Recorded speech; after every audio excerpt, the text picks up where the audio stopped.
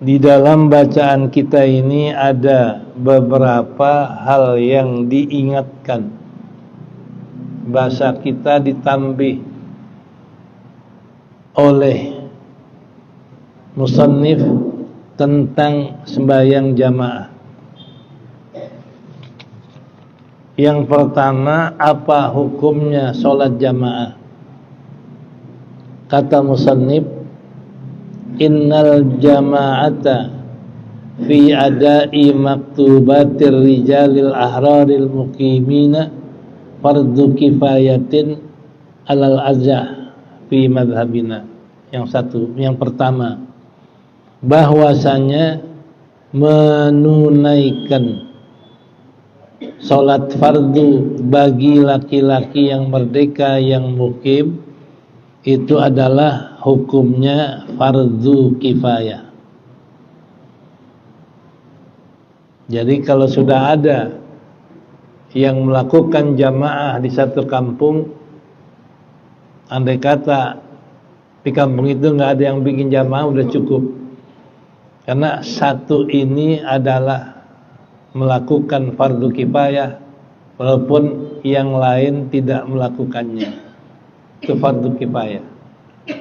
Tapi kalau di kampung itu nggak ada yang bikin jamaah sama sekali, berarti seluruh kampung dosa, karena meninggalkan sesuatu yang hukumnya fardu kifayah menurut madhab kita. Ya. Dalika li khabari ma min salasatin fi qaryatin aw buddin la tuqamu fihi mujama'atu illa istahwasa alaihim syaitan. Karena riwayat, siapa yang ada 3 orang dalam satu desa atau dalam satu tempat tidak didirikan jamaah, niscaya orang dalam desa itu dikuasai setan.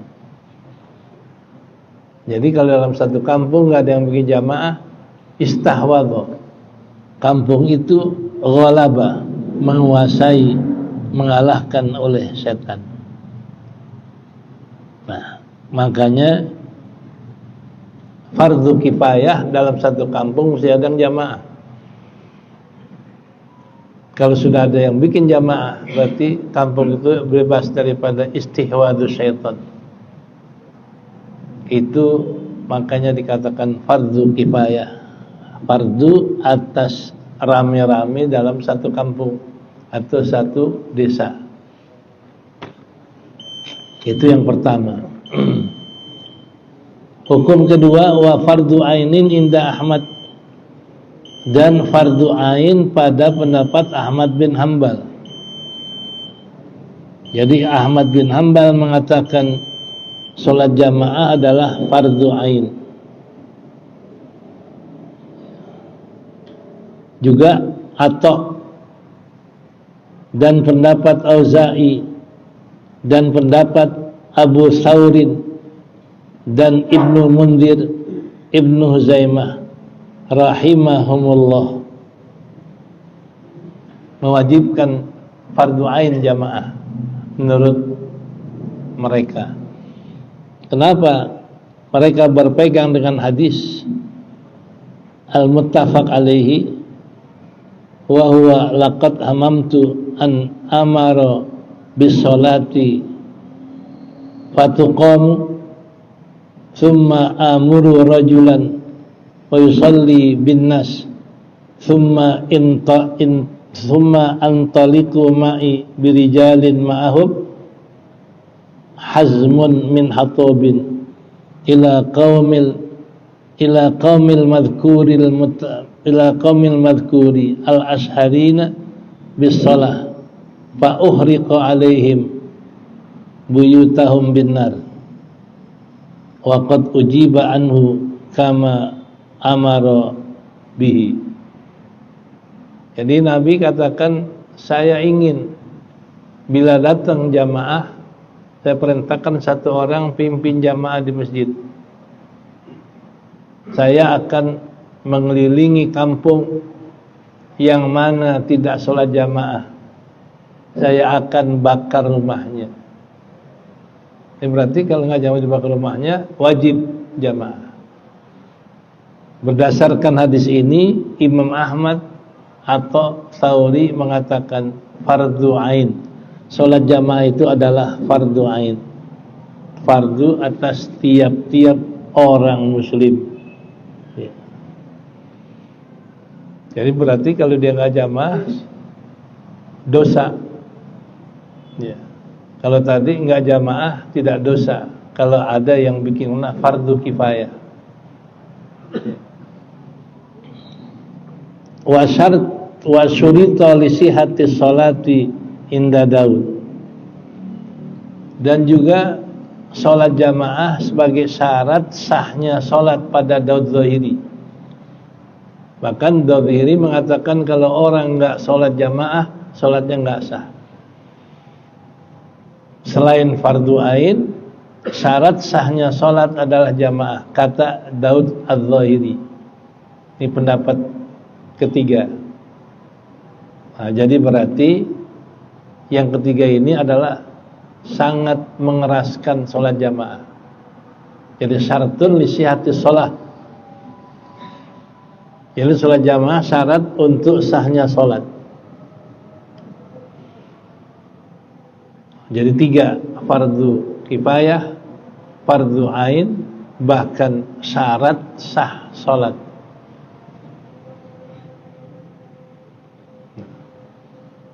Ya, kita minimal mazhab kita fardu kifayah. Kalau orang dirikan jamaah dapat pahala. Kalau semuanya enggak jamaah dosa. Ini alhamdulillah kita di kampung-kampung selalu ada sholat jamaah. Ya. Wa yambaghi taswiyatus shaffi. Dan sebaiknya, bahasa kita sebaiknya sayugianya atau sunnah. Jadi sayugianya yakni sunnah meratakan saf. Jadi dalam jamaah ini sunnahnya rata safnya. Apa makna rata? Wahia saddul farji fihi. Yang namanya rata adalah diantaranya saddu, mengisi longgar padanya. Yang ada yang longgar, rapat, mengisi longgar yang ada padanya. Makanya sering dikatakan oleh Imam sawu sufufakum warussu, ratakan saf kamu dan isi yang kosong. Wasaddul faraj, isi yang kosong. Nah, jadi kalau orang sembahyang jamaah lurus safnya dan rapat safnya, itulah mendapat pahala jamaah. Berarti kalau mama safnya nggak rata, nggak lurus, nggak rapat, itu kurang pahala jamaah. Ya. Yang ketiga, wa itmamus shaffil awal fal awal, dan sunnah mengisi saf yang paling depan. Yang paling depan dekat imam. Kemudian yang paling depan lagi setelah imam, kedua, ketiga.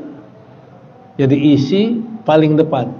Kalau paling depan yang dekat imam berarti paling depan yang hakiki. Kalau paling depan setelah saf kedua namanya majazi. Jadi isi saf pertama, kedua. Kalau belum penuh isinya jangan bikin saf dulu. Makanya sunnah mengisi saf awal, kemudian saf awal. Fataswiyatuhu mustahabun fi ta'diyatil jamaati. Maka meratakan saf itu hukumnya sunnah di dalam sholat jamaah. Karena kalau tidak meratakan saf,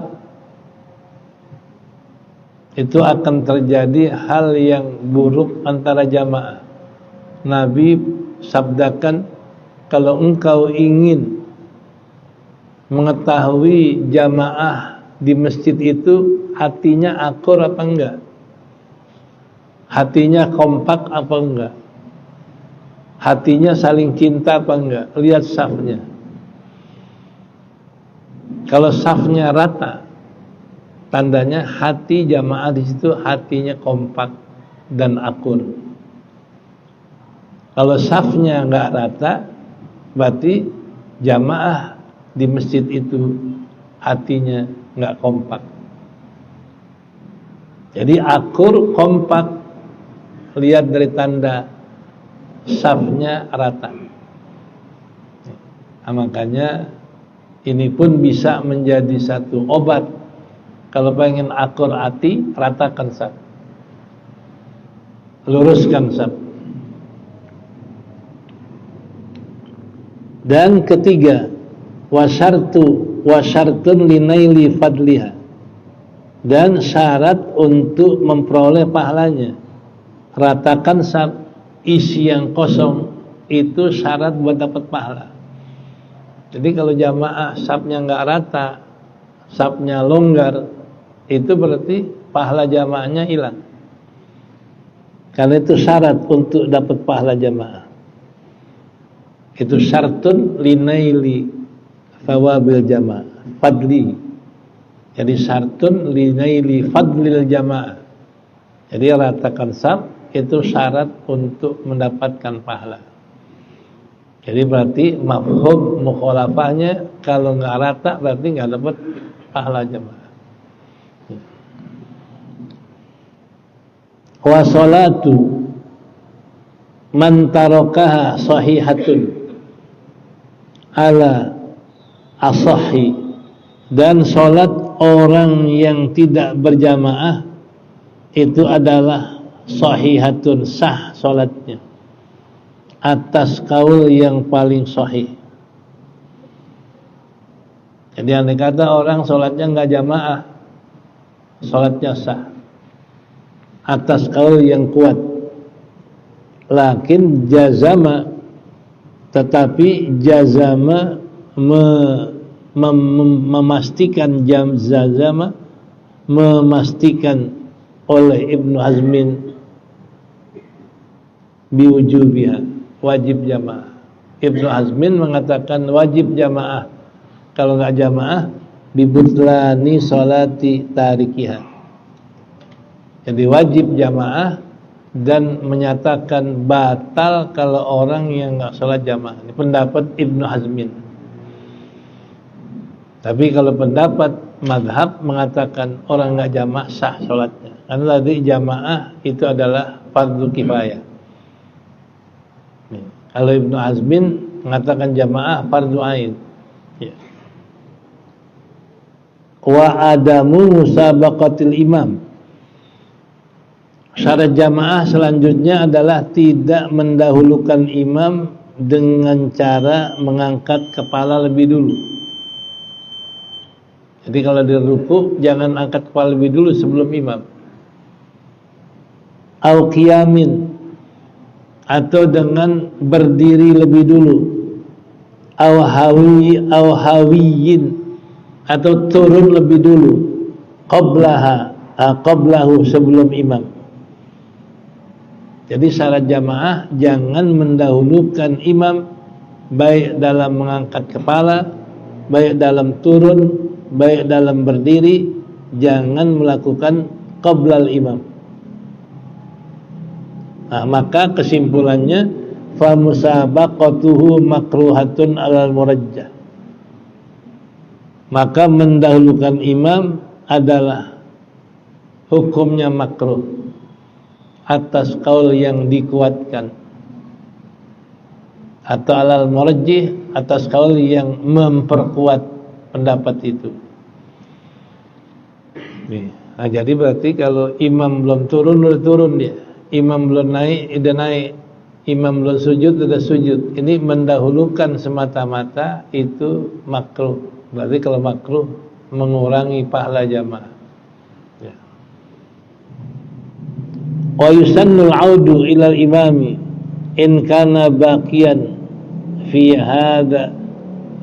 hadal rukni, dan disunahkan kembali kepada imam kalau imam masih ada dalam rukun ini. Contoh, imam masih diri, dia udah ruku. Begitu ruku, imam masih diri, bagusnya balik lagi diri. Sunnah dia kembali berdiri kalau imam masih diri. Begitu juga imam masih ruku, dia udah bangun, sami Allahu liman hamidah, imam masih ruku, sunnahnya dia balik lagi ruku. Jadi kalau dia duluin imam, itu kalau imam masih ada di tempat yang dia duluin, sunnahnya balik lagi ke imam. Imam masih diri, dia ruku. Begitu dia ruku, imam masih diri, sunnahnya balik, ikutin imam. Sebaliknya, imam masih berdiri, imam masih diri, dia udah ruku. Begitu dia ruku, imam masih diri, sunnah dia balik lagi. Kenapa? Karena ikutin imam namanya mutaba'ah. Yang dikatakan innama ju'ilal imam liyutamma bihi, hanyalah dijadikan imam untuk diikutin.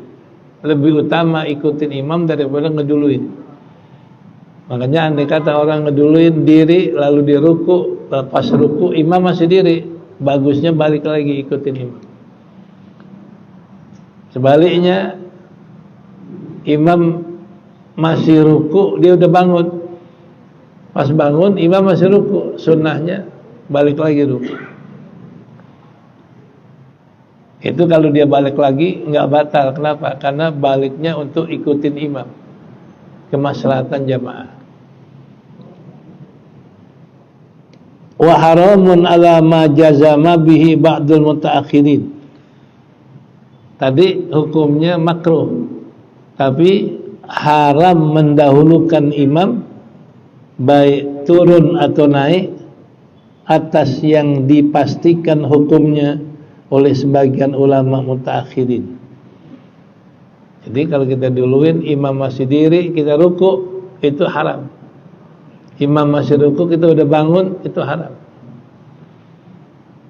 Apa yang dihukumkan dengan kuat oleh ulama mutaakhirin. Wal